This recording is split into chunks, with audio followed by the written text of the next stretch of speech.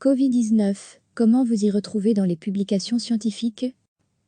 J'ai lu ça dans un article scientifique, cette petite phrase, assénée comme une caution, recouvre bien des réalités. Il existe toute une panoplie de publications scientifiques. Pour vous y retrouver et les lire avec les pincettes nécessaires, voici quelques explications. Les recherches sur le Covid-19 évoluent à toute vitesse. Chaque semaine, des milliers de publications paraissent sur le sujet. Traitement, prévention, recherche de vaccins, essais cliniques, modélisation, s'accumulent comme jamais. Selon LitCovi, une plateforme consacrée aux articles sur la Covid-19, 1740 publications ont été rédigées sur le sujet, rien que durant la dernière semaine d'avril. Comme le constate le journal Le Monde, les normes habituelles de production de connaissances sont bousculées par le SARS-CoV-2. Pour le meilleur ou pour le pire? Pour suivre le rythme effréné du virus et de la recherche associée, d'innombrables publications paraissent très rapidement sur des plateformes de publication preprint ou, si vous préférez, des sites de prépublication tels que Björksiv et Medrxiv. L'auteur.e publie son étude sans qu'elle ne soit relue /revue par des pairs. À lire aussi toutes les infos sur le coronavirus. Il arrive que des publications soient ensuite retirées lorsqu'elles sont douteuses ou suscitent trop d'interrogations. Le site Retraction Watch recense ces articles. On y trouve par exemple une étude indienne, citée par l'ex-prix Nobel Luc Montagnier, relatant l'étrange similitude d'inserts uniques entre le SARS-CoV-2 et le VIH, le virus du sida. Cette préimpression sur le site Björksiv publiée le 31 janvier 2020 a été retirée le 2 février 2020. A l'inverse, les publications dans des revues scientifiques prestigieuses, comme The Lancet ou Nature, font l'objet d'une longue sélection et d'un processus qui peut prendre jusqu'à 2 ans. L'auteur.e soumet son article à la relecture par un comité de scientifiques, des pairs, choisis par l'éditeur. Ceux-ci vont formuler des questions, des critiques, des demandes, et en fonction de leur regard sur la qualité et le sérieux du papier, l'éditeur décidera de l'accepter ou non. L'avantage, un processus d'amélioration, de vérification, de comparaison et de sélection. L'inconvénient, le temps, la durée. Le temps que le papier sorte, une épidémie est terminée. Face à une publication scientifique non relue par les pairs, il faut être prudent. La CJR, Columbia Journalism Review, énonce un certain nombre de conseils pratiques, valables pour les journalistes, comme pour les curieux. Parmi ces recommandations, lire l'étude en entier, et non sa synthèse. Regardez qui a abandonné l'étude. Les patients enrôlés dans une étude ne sont généralement pas aussi nombreux à la fin qu'au début. Si le nombre d'abandons ou de patients sortis de l'étude est important, cela peut être une source de préoccupation. Voir s'il y a un groupe témoin. S'il n'y a pas de groupe de comparaison entre les patients traités avec un médicament et un groupe de référence, il est impossible de savoir ce qu'il se serait passé sans ce médicament. Soumettre l'étude au regard critique de scientifiques extérieurs et lire les commentaires sous l'article publié sur un site de prépublication. Ils sont souvent révélateurs de biais, comme des biais de sélection, biais de mesure, absence de groupe témoin, etc.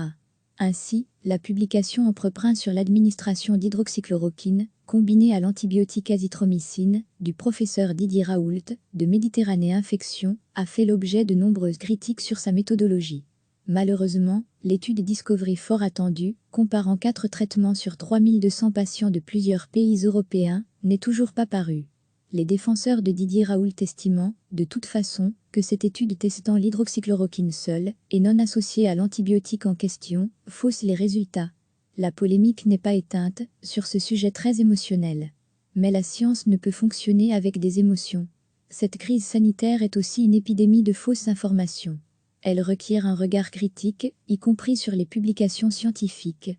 Recevez chaque matin l'essentiel de l'actualité.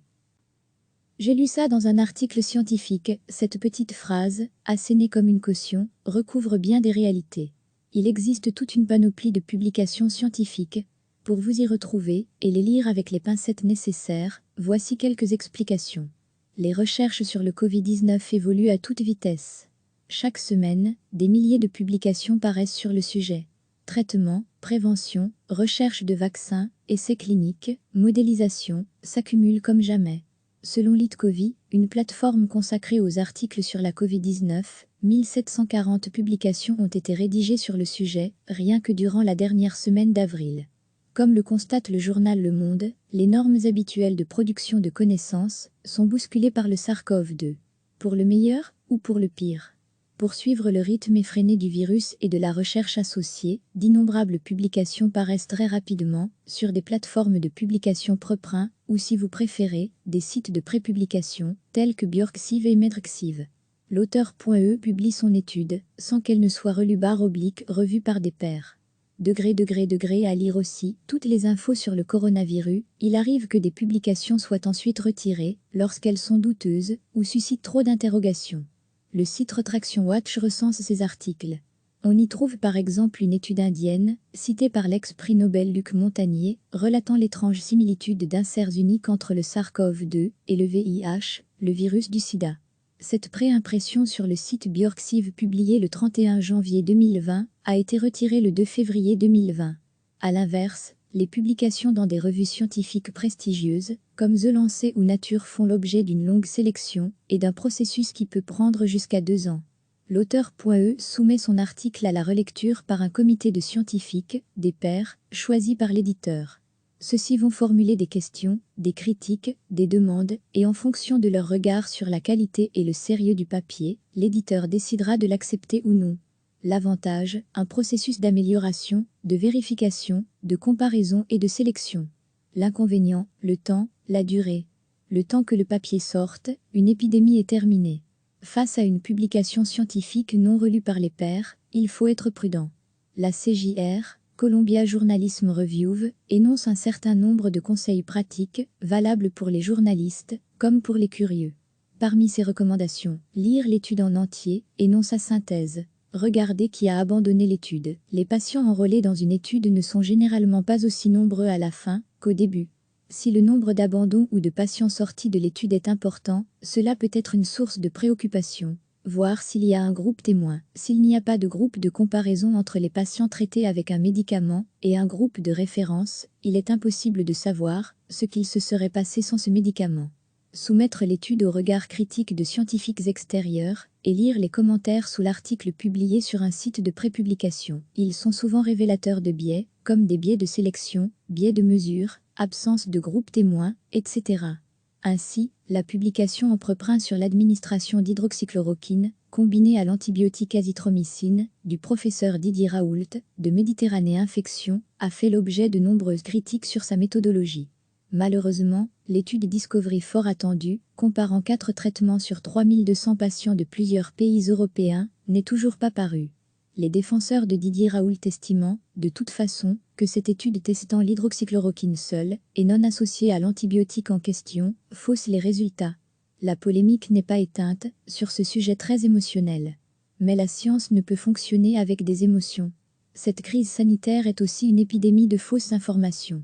Elle requiert un regard critique, y compris sur les publications scientifiques. Cliquez sur s'abonner pour recevoir les dernières nouvelles.